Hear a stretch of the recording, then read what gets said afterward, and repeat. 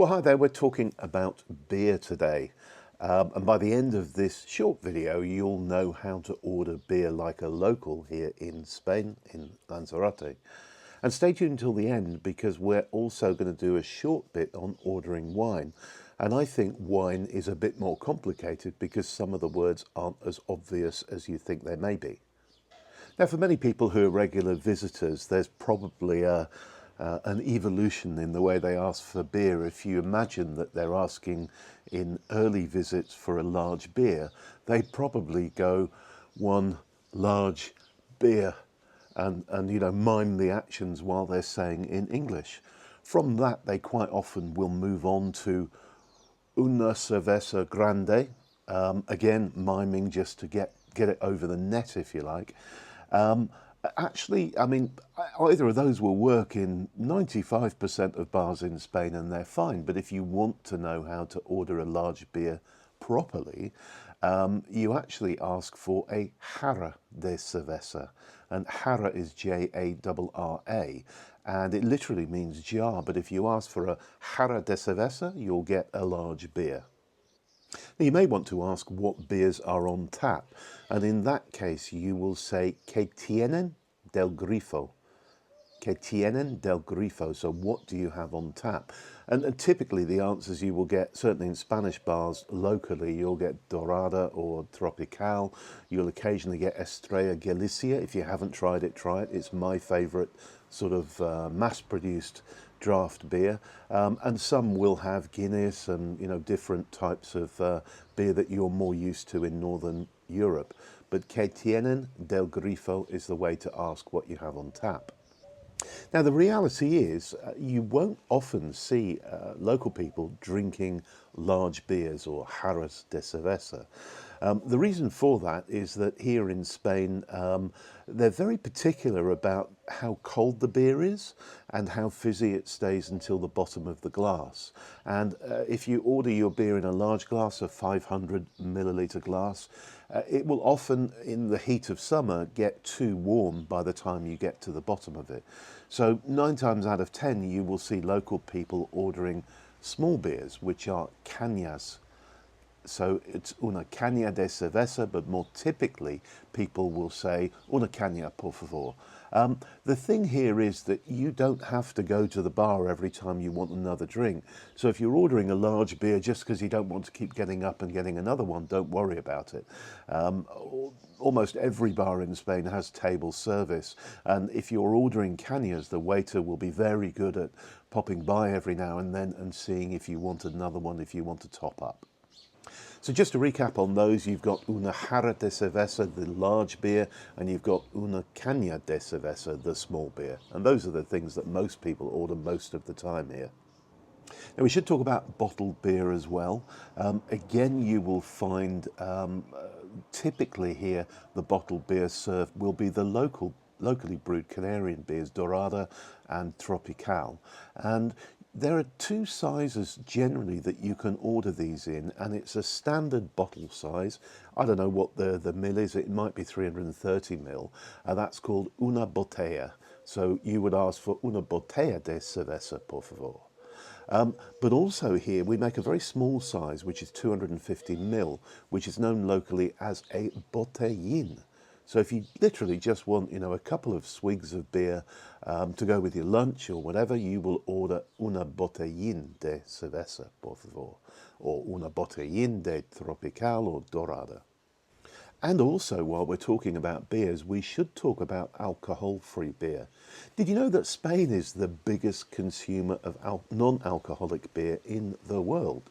And that's because drinking and driving is taken very seriously here. So typically the driver, Julie and I take turns to drive, typically the driver will drink 0 alcohol beer. And we have some very good ones. So how do you ask for 0 alcohol? Well, 0 alcohol is, beers are known as cerveza sin alcohol. Cerveza sin alcohol. And that's a 0-0, so there's no alcohol in a cerveza sin alcohol beer. One to try is any of the tostada variants, and the tostada variants use a sort of a malty grain, I think, in their mix, but I really like them. They taste almost like decent craft beers, and they come in bottles, so cerveza sin alcohol. And the final one I'm going to mention on beer is the Shandi. And when you're if it's a really hot day and you don't want to dehydrate by drinking beer, you may choose to drink a Shandi. And a Shandi is known as una clara. So una clara, C-L-A-R-A. And it's often asked, it's often followed when you ask for one by a question. First of all, they'll ask you, do you want a caña or a Hara? So that's a small or a large one. And secondly, they'll ask you if you want limon or 7-Up. And 7-Up will give you the sort of traditionally clear-looking Shandi that you're probably used to. But try it with Fanta Limon, which makes the whole thing quite cloudy and gives it quite an interesting taste. And it's a super refreshing drink on a really, really hot day. I hope you've enjoyed that on beers. Don't forget that we're going to talk about wine right at the end of this video, but just allow me please to remind you to like this video if you do indeed like it, to subscribe if you're not already subscribed to our channel, as well as these sort of odd, useful factoid type videos we do every Saturday morning, the Lanzarote news for you. So we'll bring you right up to date with what's been going on in Lanzarote during the previous week. And if you're subscribed, you'll see those every Saturday morning. For anyone who's a bit confused, someone did say to me the other day, how much does it cost to subscribe? It doesn't cost anything. YouTube videos are always completely free to view.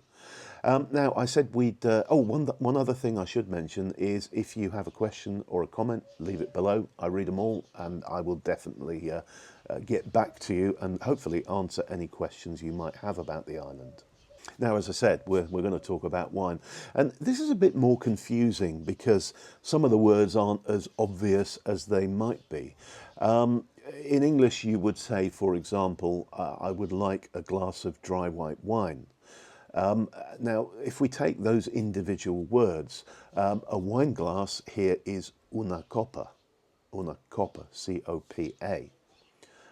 Dry is seco, S-E-C-O, seco. White, I'm sure you know this, is blanco. And wine, of course, is vino. In Spanish, the adjective comes after the noun. So in English, you would say a glass of dry white wine.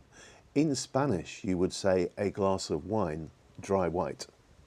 So if you put all of that together, that becomes una copa de vino blanco seco. Una copa de vino blanco seco.